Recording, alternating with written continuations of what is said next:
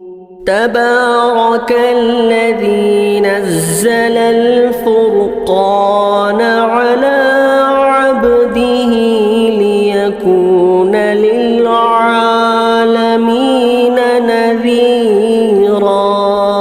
اسی طرح ایک بھائی بنجنور سے سوال کیے ہیں۔ سوال یہ ہے کہ مفتی صاحب السلام علیکم ورحمۃ اللہ وبرکاتہ۔ جی بھائی وعلیکم السلام ورحمۃ اللہ وبرکاتہ۔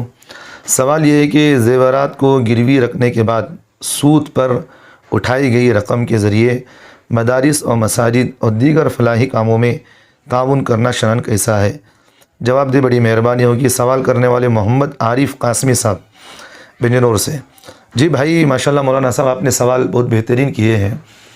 جواب اس کا یہ ہے کہ سودی قرضہ لینا اور سود پر لینا دینا دونوں چیزیں شریعت مطہرہ کے اندر ناجائز حرام گناہ کبیرہ ہے، اور اللہ کے رسول صلی اللہ علیہ وسلم نے ان لوگوں پر لعنت فرمائے ہیں جو سود لیتے اور دیتے ہیں اور اس پر گواہی بنتے ہیں۔ تو اس لیے سود دینے والے کو سود لینے والے کو دونوں کو گناہ ہوگا۔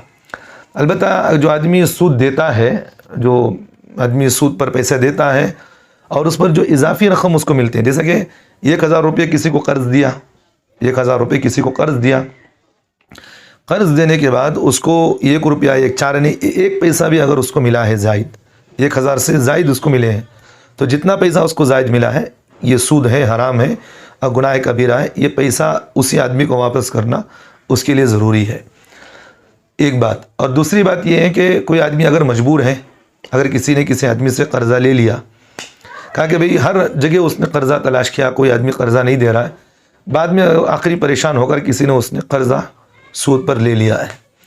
اب جو آدمی قرض سود پر لیا ہے تو البتہ یہ آدمی کا عمل تو خراب ہے، بات سمجھ میں آ رہی؟ یہ آدمی کا عمل خراب ہے، لیکن جو پیسہ اس نے لیا ہے یہ پیسہ اس کے لیے حلال ہوگا، جائز ہے وہ پیسہ لینا اس کے لیے۔ بات سمجھ میں آ رہی؟ بات سمجھ میں آ رہی ہے نا؟ جو آدمی اس سے قرضہ جو لیا ہے وہ پیسہ اس کے لیے جائز ہے۔ آخری درجہ تو اس کے لیے یہ تھا کہ بھی نہ لے، لیکن اگر لے لیا ہے تو پھر وہ پیسہ اس کے لیے جائز ہے، لیکن جو عمل اس نے کیا ہے یہ گناہ سود ہے، ایک بات۔ اس لیے اس رقم کا وہ جب مالک ہو گیا، قبضہ کر لیا، وہ رقم اس کو مل گئے، تو پھر یہ پیسوں کو اب وہ آدمی جہاں چاہے خرچ کر سکتا ہے۔ تو اسی کے ضمن میں اگر وہ آدمی مسجد کو یا مدرسے کو یا فلاحی کاموں کو اگر وہ دیتا ہے تو اس کا جائز مال وہ دیتا ہے، حلال طریقے سے دیتا ہے، تو پھر اس چیزوں کو مسجدوں میں لگانا یا مدرسوں میں لگانا یا کہیں بھی لگانا جائز ہے، اس میں کوئی بات نہیں۔ اگر کوئی آدمی مسجد میں دیا ہے تو پھر اس مسجد میں نماز پڑھنا بھی کوئی گناہ نہیں، پڑھ سکتے ہیں، بات سمجھ میں آ رہی ہے۔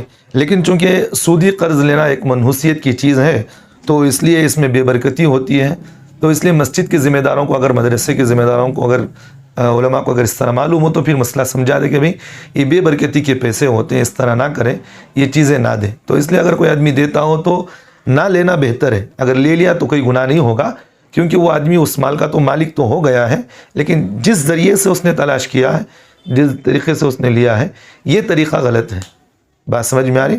جو طریقہ اس نے، جو ذرائع سے اس نے لیا ہے وہ طریقہ غلط ہے، لیکن جو مال اس نے لیا ہے وہ مال تو اس کے قبضے میں تو آ گیا ہے، بات سمجھ میں آ گئی۔ اب وہ جہاں چاہے قرضہ خرچ کر سکتا ہے، لیکن جو طریقہ اس نے اختیار کیا وہ طریقہ غلط ہے، اور جو طریقہ اس نے اختیار کیا وہ غلط ہے، تو اس کی منحوسیت، اس کی بے برکتی زیادہ تر ہوتی ہے۔ تو اس اعتبار سے اس کی منحوسیت اور بے برکتی سے بچنے کے لیے مسجد و مدرسہ فلاحی و کام والے کو جب اس بات کی اطلاع ہو گئی تو کہہ دے کہ بھئی آپ سود پر قرضہ لے کر دے رہے ہیں، آپ ہمیں نہ دیں، اگر لے لیا تو کوئی گناہ نہیں ہوگا، نہ لینا بہتر ہے۔ تو امید ہے کہ بھائی آپ کو یہ مسئلہ سمجھ میں آ گیا ہوگا۔